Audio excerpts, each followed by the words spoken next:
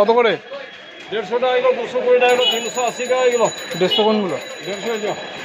তো hey guys, আমি রোহিত, আর তোমরা দেখছো আমার সাথে স্মল জার্নি উইথ রোহিত। চলে এলাম আরও একটা ভিডিও নিয়ে। আজকে থাম্বনেল দেখে বুঝে গেছো আজকে তারাপীঠ যাচ্ছি। আর যেহেতু আমি এখন বাড়ি থেকে বেরোলাম, তাই এখান থেকে যাব দমদম, ওখান থেকে শিয়ালদা। তো 7টা 20 মাতারা যে এক্সপ্রেসটা রয়েছে, সেই এক্সপ্রেসটা করেই আমরা যাব তারাপীঠে। শিয়ালদাতে প্রণব আসছে, ওখান থেকে একসাথে দেখা হয়, একসাথেই যাওয়া হবে। তো চলো ওখানে গিয়ে তোমাদের বাকিটা দেখাচ্ছি।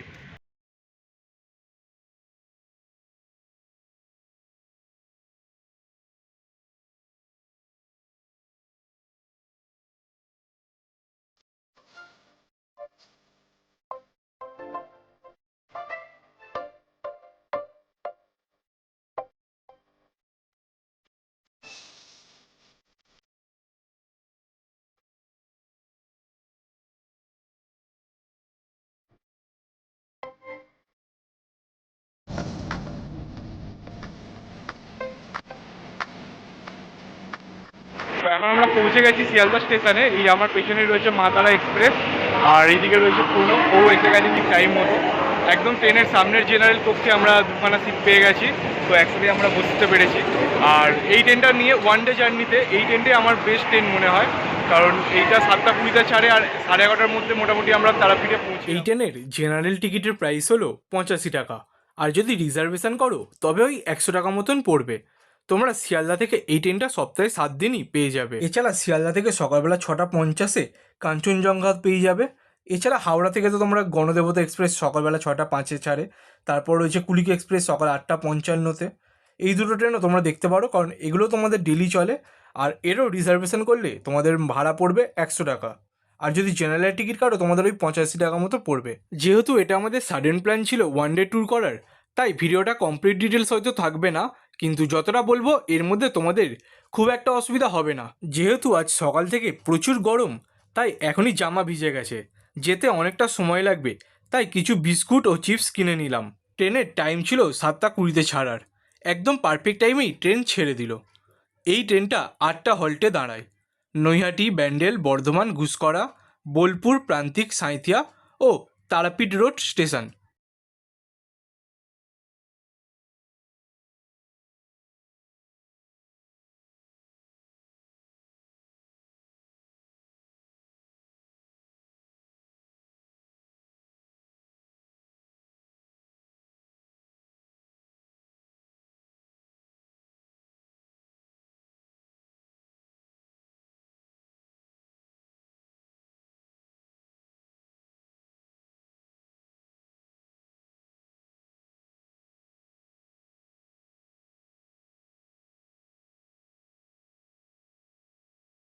এর আগেও বহুবার তারাপীঠে এসেছি এই ট্রেনে করে।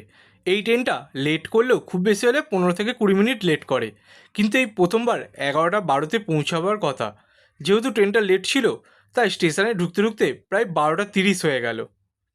তোমরা চাইলে রামপুরহাট স্টেশন থেকেও যেতে পারো মন্দিরে, কিন্তু তারাপীঠ রোড হয়ে গেলে তোমরা একটু তাড়াতাড়ি পৌঁছে যাবে। এই স্টেশন থেকে 30 টাকার বিনিময়ে 15 থেকে 20 মিনিটের মধ্যেই পৌঁছে যেতে পারবে মন্দিরের একদম সামনে। যারা একদিন থেকে পুজো দেওয়ার প্ল্যান করছো, তারা মন্দিরের কাছাকাছি হোটেলগুলো আগে থেকে ফোন করে বুকিং করে নিতে পারো, অথবা এখানে এসেও বুকিং করতে পারো। প্রতিদিন বাবদ 300 থেকে 500 টাকার মধ্যে নন এসি রুম তোমরা এখানে পেয়ে যাবে, ও 800 থেকে 1000 টাকার মধ্যে এখানে এসি রুমও তোমরা পেয়ে যাবে।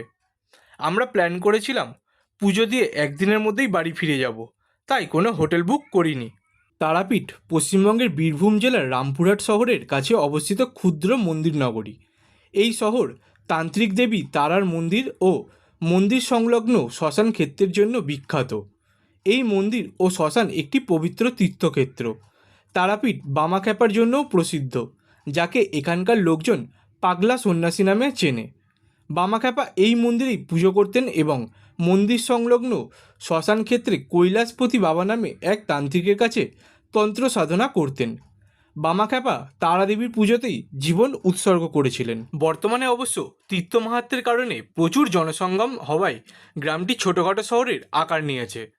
তারাপীঠকে একটি শক্তিপীঠ বলেও ধরা হয়। সতী তার পিতা দক্ষের শিভিন যজ্ঞ সম্পাদনার ঘটনায় অপমানিত বোধ করে।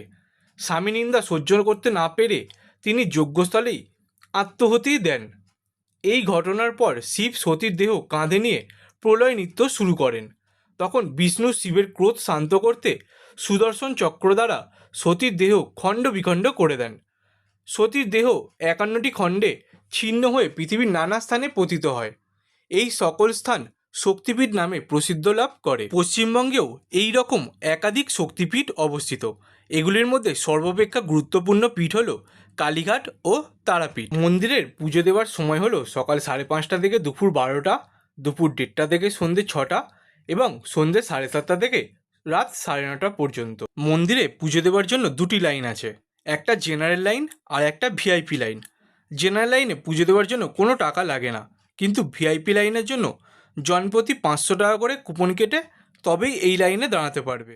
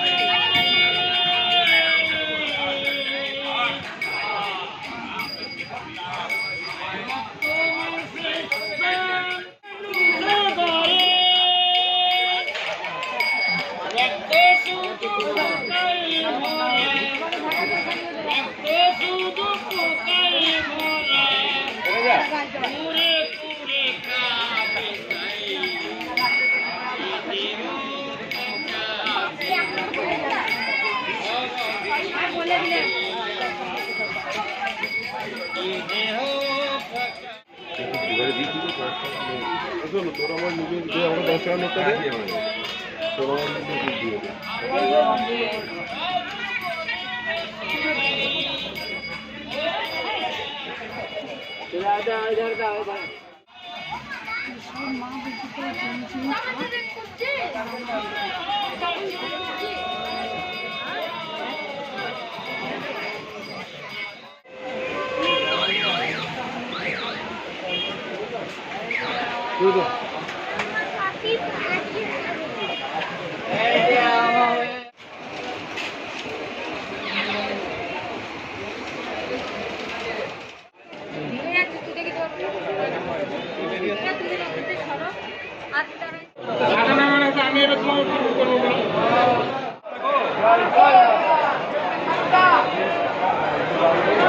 আমি না আসা লেগে যাবো না।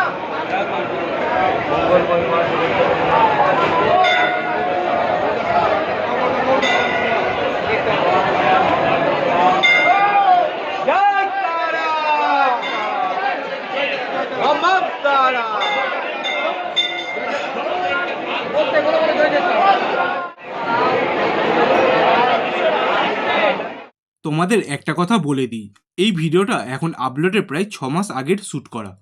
ভুল করে কিছু ক্লিপস আমার ফোন দিয়ে আমি ডিলিট করে ফেলি, যার জন্য ভিডিওটা আপলোড করতে পারছিলাম না। কিন্তু প্রণব বারবার বলায় ফাইনালি যতটুকু ক্লিপস ছিল সেটাই আপলোড করলাম। এরপর যখন তারাপীঠ যাব তোমাদের প্রমিস করছি আমার এই চ্যানেলে একদম কমপ্লিট ভিডিও থাকবে, আর সবথেকে বেস্ট ভিডিও দেওয়ার ট্রাই করব। তো তোমরা পাশে থেকো আর সাবস্ক্রাইব করে রেখো।